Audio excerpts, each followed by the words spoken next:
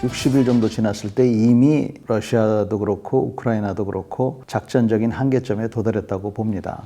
우크라이나는 서방의 지원을 받고 있고 러시아는 자존심을 비롯해서 정치적인 생명이 푸틴 같은 경우에 달려 있으니까 전쟁을 끝내질 못하는 겁니다. 중지자도 없고. 그래서 지금 사실은 불필요하게 지금 전투를 하고 있는 건데 이 와중에 정말 인간적인 비극이 굉장히 오랫동안 지속이 되는 것이죠. 거기에 또 한 가지 요인을 본다 그러면 핵을 갖고 있는 러시아가 있기 때문에 핵을 가진 국가를 상대로 전쟁을 한다는 게 많은 제한사항이 있어서 결정적인 작전을 할 수가 없는 겁니다. 장기하에 가장 큰 영향을 주는 요인은 서방 유럽이 식량과 에너지, 원료를 러시아, 우크라이나에 많이 의존해 왔거든요. 러시아를 옥죄기 위해서 경제 제재를 했는데 이것이 거꾸로 러시아보다 유럽과 미국 서방 쪽에 인플레이션 충격을 주고 있습니다. 러시아 입장에서는 유럽이 가스 원유 수입을 제한을 해도 인도와 중국이 지금 원유를 사주고 있어요. 그러니까 그 원유 판매량은 줄어들었는데도 불구하고 수입은 오히려 정대되는 이런 기현상이 벌어졌습니다. 그래서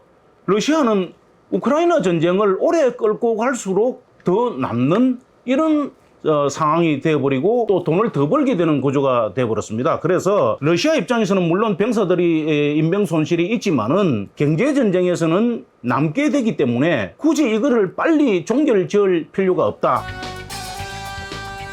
근본 전쟁에서 칼목할 만한 무기 체계가 많이 등장을 했습니다. 특히 이 주목할 만한 사항은 이 드론이 본격적으로 전장에 등장했다는 겁니다. 또 하나는 대전차 미사일이 유례없는 그런 큰 역할을 했거든요. 제브린과 이 영국제 이 NLAW는 전차의 가장 취약한 부분인 포탑 상공에서 이렇게 내리꼽는 이런 공격을 합니다. 파이어 앤드 포겟 방식입니다. 미사일이 그냥 그 목표를 향해서 자동으로 날아가서 타격을 하는, 또 목표 직전방 100m 정도 떨어져 가지고 위에서 올라 가지고 이렇게 내리꼽는 공격을 하기 때문에 굉장히 위협적인 그런 무기로 보여지고, 또 하나는 우리가 절대 무기라고 하는 이런 것은 대응 수단이 없는 무기를 이야기하거든요. 근데 러시아의 킨잘 같은 극초음속 미사일은 마하 5 이상이면은 극초음속으로 이렇게 평가를 하는데, 미국도 7월 13일 날 록히드 마틴에서 개발을 완료했다고 발표를 했거든요. 근데 실전 배치는 아직 못한 무기 체계가 바로 이 초음속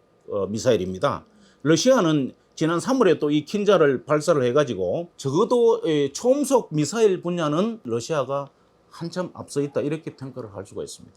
이번에 그 무인기라든지 대전차 화기들이 눈에 들어온 것도 사실이고, 그렇지만 그것들이 어떤 결정적인 요인이었다, 저는 그렇게 보지는 않습니다. 그래도 역시 전투를 가른 그 요인은 사람과 기초와 기본적인 그런 것들이 준비가 돼 있고 안 돼 있고의 차이였다고 봅니다. 기초와 기본에 충실하지 않았기 때문에 러시아가 맥을 못 추는 그런 상황이 왔다. 지휘 통제가 러시아가 제대로 안 됐어요. 상부에서 어떤 지시를 내리고 그 의도를 정확하게 공유하고 이런 능력이 안 됐고, 가장 중요한 것은 사람입니다. 사람.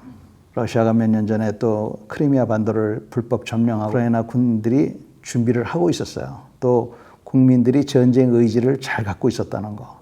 반면에 러시아군은 자기네가 지금 뭘 하는지도 모르고 투입되는 그런 그 징집병사들이 많았다는 거. 또 그 아주 낙천적으로 계획을 수립했던 것, 이런 것들이 작전에 있어서 오늘날의 이런 결과로 이어지지 않았나.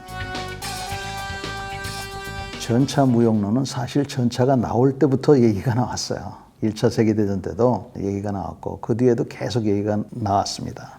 이번에 우리가 우크라이나에서 본 현상은 무엇보다도 대전차 화기가 뭐 좋아졌다 이런 걸 보다도 러시아군이 전술적으로 전차를 운영한 방식이 좀 상식적으로 이해가 안 돼요. 전차는 반드시 보병이나 커버해주는 병력이 있어야 돼요. 근데 요번에 보면은 그런 게 거의 없었거든요. 전차 혼자 가면은 그거는 커다란 표적입니다. 요번에도 보시면 도시 지역에서의 전투가 많았어요. 과거보다. 이제는 건물 지역 작전, 도시 작전이라고 그래요. 건물 지역 작전에서 싸울 확률이 높습니다. 그럴 때에는 전차가 반드시 필요하고, 특히 요즘 전차들 중에서는 레이더를 부착한 전차들이 많아요. 그렇게 날아오는 포탄을 중간에 쏴 떨어뜨리는 그런 방어 체계가 있어요. 이런 전차의 발전이라든지 이런 것들 때문에 아직 속단하기는 굉장히 어렵다. 지상군 전투 수행 방식이 근본적으로 변경되지 않는 한은 전차는 유효합니다. 왜 그러냐면은 지상군 무기 체계의 설계 방식이 세 가지 축이 있는데 그게 기동력과 화력과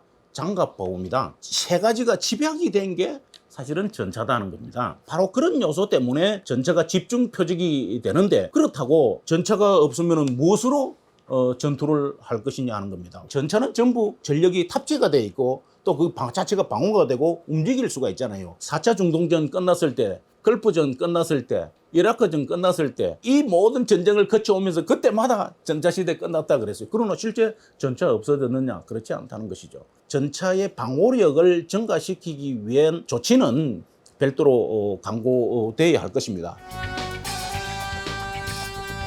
군사작전은 가장 중요한 게 은밀성이거든요. 은밀성이 점차 사라지고 있다는 겁니다. 왜냐하면 위성과 감시 수단이 아주 촘촘하게 그물망처럼 얽혀가지고 전장을 적정을 관측을 하고 있습니다. 그래서 기습의 효과가 사라지고 있다는 거죠. 적의 관측 수단을 무력화하는 수단이 나오지 않는 한은 군사 전문가들과 지휘관들의 고민이 점점 더 깊어질 것이다. 저는 그렇게 보고 있습니다. 또 하나는 전장 주체의 확장입니다. 이번 전쟁은 직접 참전은 제한이 되지만은 간접 참전, 즉 물자를 지원한다든지 무기를 지원하는 이런 그 형식으로 적대국에게 영향을 주고 있습니다. 그 다음에 이제 전장 영역이 또 확장이 되고 있다는 겁니다. 전장 영역은 지해공에 더해서 사이버하고 우주의 영역이 전장으로 들어왔어요. 그래서 위성과 사이버 공간에서 러시아와 우크라이나가 벌이는 이러한 공방은 전차와 제블린, 전투기, 공중전 외에 전장 영역이 다영역으로 지금 확장되고 있다는 이런 점을 우리가 주목할 필요가 있다 이렇게 봅니다. 그래서 우리가 과거의 전쟁으로 개념으로 전쟁을 대비하면은 낭패를 당할 수 있다 하는 이런 점을 지적할 수 있겠습니다. 제가 보는 관점에서는 현대전의 특징에 가장 큰 특징이 있다 그러면 역시 도덕적 우위를, 정당성을 확보하는 게 얼마나 중요한가를 보여줬다는 겁니다. 이번에 러시아가 그런 정당성을 잃었기 때문에 전 세계가 제재에 동참을 했어요. 러시아도 이렇게까지 제재가 이루어질 줄은 아마 몰랐을 겁니다. 그 다음에 비대칭전이라는 특징이 있어요.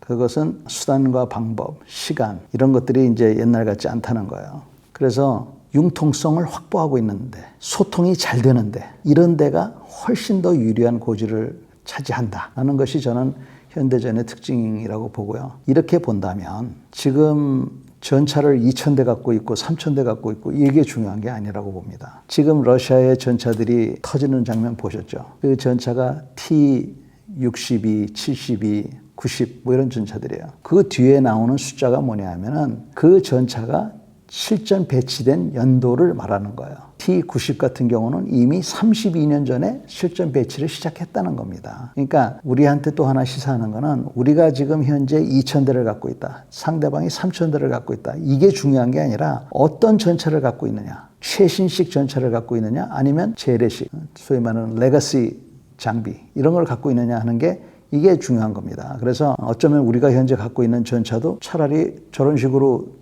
그 대전차 화기에 밥이 되느니 다 도태시키고 최신의 전차들로만 갖고 있는 것이 훨씬 더 효과적일 것이다 라는 그런 교훈들도 나오고 있는 등 해서 이번 우크라이나전에 대해서는 우리가 세밀하게 보고 정확한 그 교훈을 분석해야 돼요.